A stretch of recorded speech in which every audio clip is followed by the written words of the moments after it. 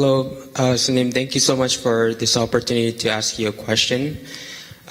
My question is that I recently returned from a 10-day Vipassana meditation retreat taught by Goenka, and I became aware of negative behavior patterns within myself, such as acting mindlessly, seeking approval from others, and displaying arrogance and judgment. I saw immaturity in myself that resembles of a child. I realized I've been too passive, letting others make decisions for me. I want to grow beyond simply being nice, aiming instead to live with integrity and take ownership of my life to be happy. Could you give me advice on how to break free from this pattern of immaturity and take control of my own growth and development? Thank you. 우리는 자기가 주인이 돼서 판단하고 생각하고 판단하고 인생을 살아간다 이렇게 생각하고 있는데 사실은 그렇지 않습니다. We usually think that we are our own agency, right? Making our decisions, making our own choices in how we want to live our lives, but that's not really so. 우리는 어떤 프로그램이 짜진 대로 그냥 자동 반응하는 존재들입니다. We are basically beings on autopilot, kind of going about our lives, making decisions, acting in certain behavior based on kind of underlying programs that we've been programmed with. 쉽게 얘기하면 여러분들 내비게이션을 한번 보세요. Basically, if you look at GPS, 거기 짜진 프로그램대로 계속 똑같은 얘기를 하고 있잖아요. so basically, they repeat the same things, right? Turn left, turn right, based on the programming. It was done. 근데 이렇게 짜여진 프로그램을 까르마라고 합니다. So this kind of this pattern of decision making, this program that subconsciously runs your life, it's called karma. 이게 워낙 이렇게 짜여져 있는 것 같이 느껴지니까 옛날 사람들은 운명이 태어날 때 이미 정해져서 태어난다 이런 생각을 하게 된 거예요. And the ancients thought that this programming was deterministic because it's so invasive and so pervasive. 그래서 중국 사람들은 그가 태어나는 연, 월, 일, 시 이 네 가지에서 그의 운명이 정해진다. 이걸 사주라고 했습니다. So in the ancient China, they thought that the time, date, year of your birth actually determined the destiny of your life. 인도 사람들은 전생에 한 너의 삶이 이 현생에 태어날 때 네가 현생에 어떻게 살 거라는 걸 미리 정해져서 태어난다 이렇게 생각했습니다. And the Indians actually thought that what you did in your previous lifetime determines how you would live this lifetime. 그 외에 대부분의 사람들은 우리의 운명을 주관하는 신이 있었어. 신이 우리의 운명을 이렇게 딱 태어날 때 정해준다고 생각했습니다. And most of other cultures and civilizations actually thought that there was a omnipotent God who dictated how you should live your life. 누가 정하느냐, 어떻게 정해지느냐는 차이만 있지 공통점은 우리의 운명은 태어날 때 정해져 있다는 겁니다. So all this has to do is determinism, right? The only thing that varies is like who determines your life, but it is all part of the deterministic kind of philosophy of life. 그래서 인도에서 까르마라는 용어는 운명 정해져 있다 하는 의미를 갖습니다. So in the Indian cultural traditional context, the word karma refers to the fact that your life is predetermined. 그러나 부처님은 이 문제에 대해서 깊은 탐구를 했습니다. But this is the subject that the Buddha himself actually really investigated deeply. 이 까르마라는 것은 본래 정해져 있는 것이 아니라 형성되어진 것이다라고 발견을 했습니다. And what he discovered is that karma is not predetermined; it's actually constructed. 어떤 이유로 형성되어졌기 때문에 이것은 소멸될 수도 있다 하는 것을 말합니다. Because some causes led to the construction of this karma, because it was constructed, it could actually be destructed. 그래서 불교의 가르침 중에 가장 중요한 게 모든 형성되어진 것은 다 변한다 하는 원리가 나온 겁니다. So one of the key principles of Buddhism is just that everything that's constructed can change. 그런데 이것이 변화는 하지만 쉽게 변한다면 사람들이 불변하는 거다, 운명지어졌다는 생각을 안 했을 거예요. 정말 안 변하니까 그런 생각을 하게 된 거예요. So it can change, but it's very difficult to change. It's so difficult that it led to the deterministic thoughts about your fate. 정리해서 말씀드리면 우리의 이 삶에 이 계속되고 있는 이 반복하는 행위니 까르마는 쉽게 변하지 않는다. 동일한 것을 반복한다는 성격을 갖고 있는데 쉽게 변하지 않으니까 불변한다고 해도 맞지 않고 변한다고 하니까 쉽게 변할 거라고 생각해도 맞지가 않다. 변화는 하는데 그 변화가 매우 어렵다. 이것이 현실이다. So the reality is that this pattern of behavior and decision making and whatnot that we hold is constructed, so it can change, but so it's not deterministic. At the same time, it doesn't change easily, leading to some belief that it'll never change. 그럼 이걸 우리 한국말로 말할 때 이거를 현대어로 쉽게 얘기할 때 까르마는 뭐냐? 하나의 습관, 하나의 중독성. 그러니까 이게 반복됨으로 해서 이게 자동으로 그냥 돌아가고 있는 상황에 이르렀을 때를 말한다. So, in try to use the vernacular to explain what karma is in this context, it's really best way to explain it is a self kind of autonomous, automatic, kind of repetitive cycle of behavioral patterns.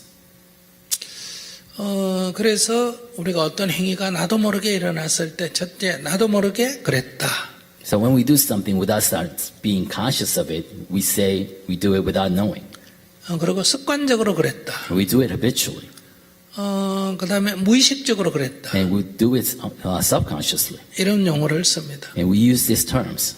이것이 다 알지 못한 상태, 즉 이성적으로 내가 알아차리기 이전에 나도 모르게 행해지는 것의 표현입니다. So these are all words to describe behaviors or decisions we engage in without being conscious of them. 그렇기 때문에 앞으로 여러분들의 행위의 그 양식, 행동하는 방식을 모든 것을 이렇게 정보를 수집을 해서 소위 빅데이터를 가지고 있다면 여러분들을 다 조정할 수가 있습니다. That's why it's possible, it might be happening already, is that a big data that collects your behavior and analyzes it for discrete patterns, it's possible to control how you think and how you behave and how you decide.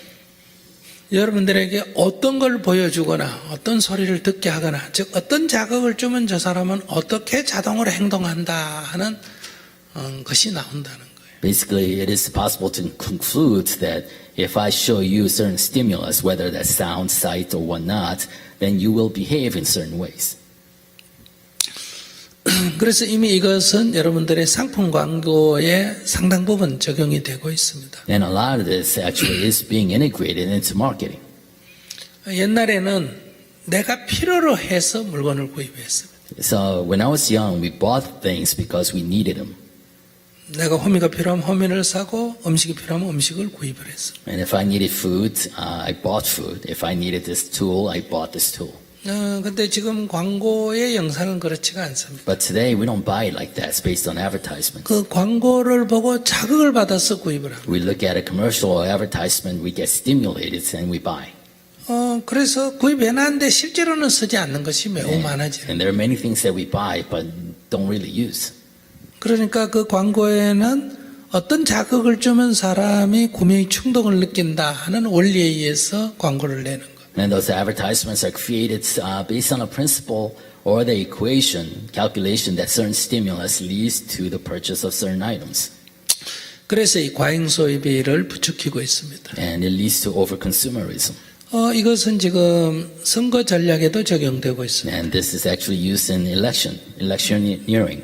전에는 전반적으로 그냥 모든 사람을 향해서 이렇게 선전을 했습니다. Before, elections or politicians would advertise the same thing, same message to everybody, 그거는 이제 우리들에게 어떤 공통적 심리에 자극을 주는 거예요. and try to kind of stimulate a common narrative, right, or common need, or collective identity.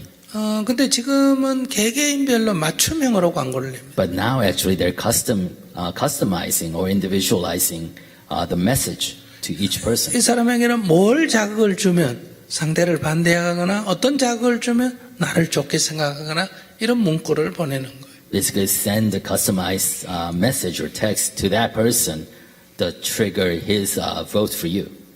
그러니까 그 사람이 어떤 국가를 운영할 능력이 있어서 대통령이 되는 게 아니고 어떤 전략을 광고 전략을 했느냐 선거 전략을 했느냐에 따라서 후보가 선출되기 때문에 앞으로 선출된 사람이 국가를 잘 운영한다 하는 보장은 전혀 없습니다. So you no longer become the president just because you have appealed to the larger percentage of your population with a common message.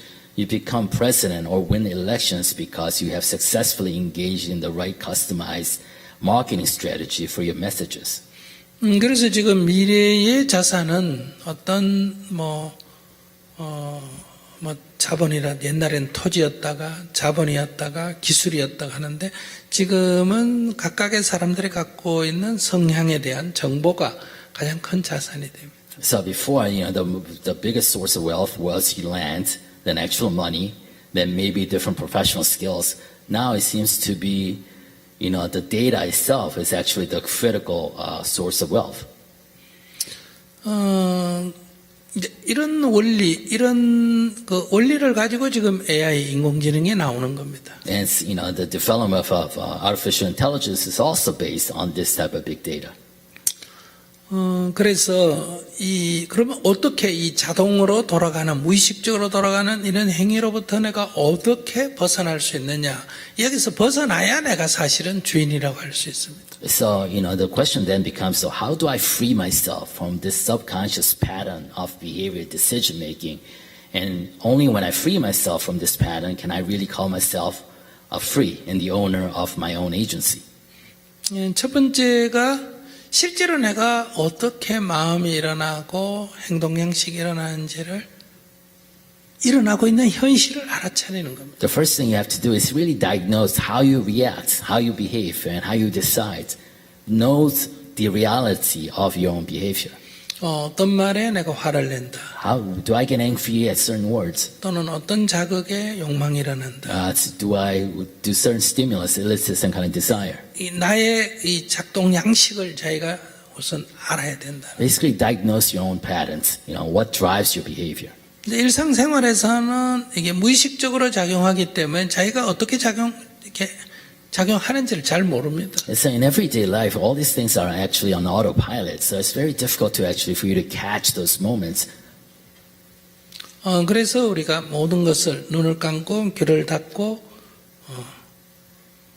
명상을 하게 되면 이 심리가 어떻게 작동하는지를 자기가 관찰하기가 비교적 조금 쉬워집니다. So that's why when you actually engage in meditation with your eyes closed in a quiet place, you develop that kind of space in which you are able to self-diagnose.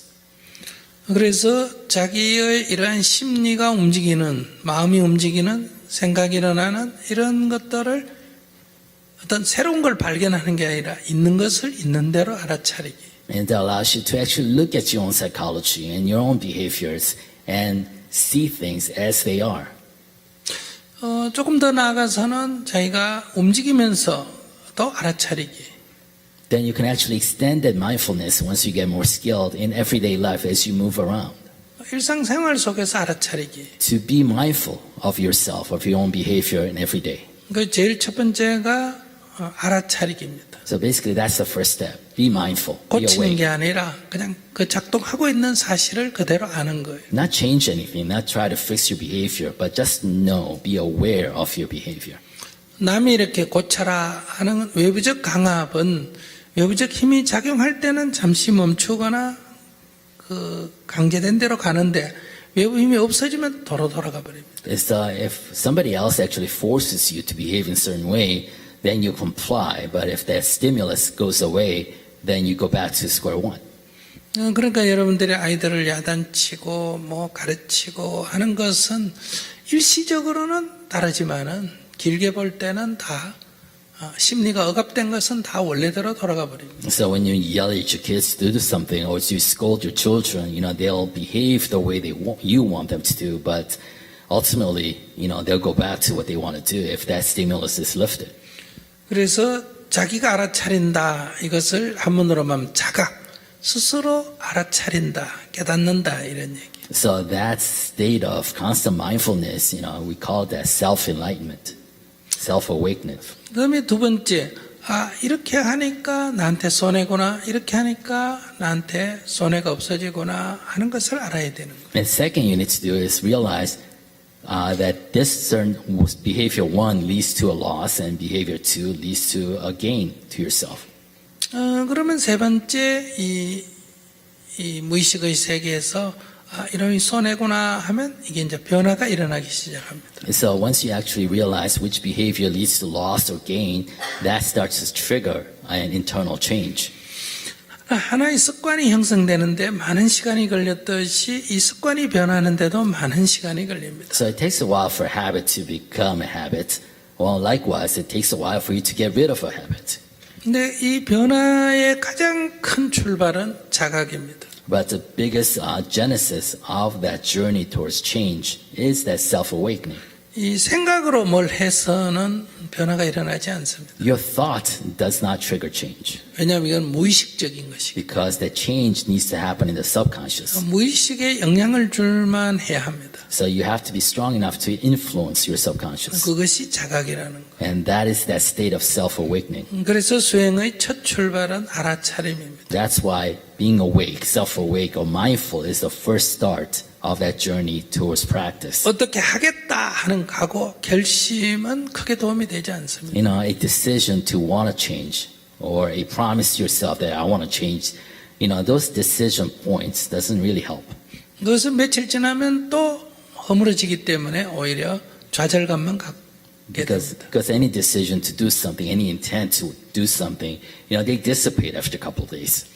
그래서 알아차림을 꾸준히 유지하는 게 매우 중요합니다. So the very important thing is for you to maintain the sense of mindfulness, sense of being awake. 이 수행을 어떤 신비주의적으로 보시면 안 됩니다. 이것은 그냥 하나의 원리고 그 원리에 따라서 어떤 변화가 일어나는 것입니다. So do not approach this kind of spiritual practice from a kind of mystical perspective. This is very kind of realistic, based on a realistic principle. Thank you.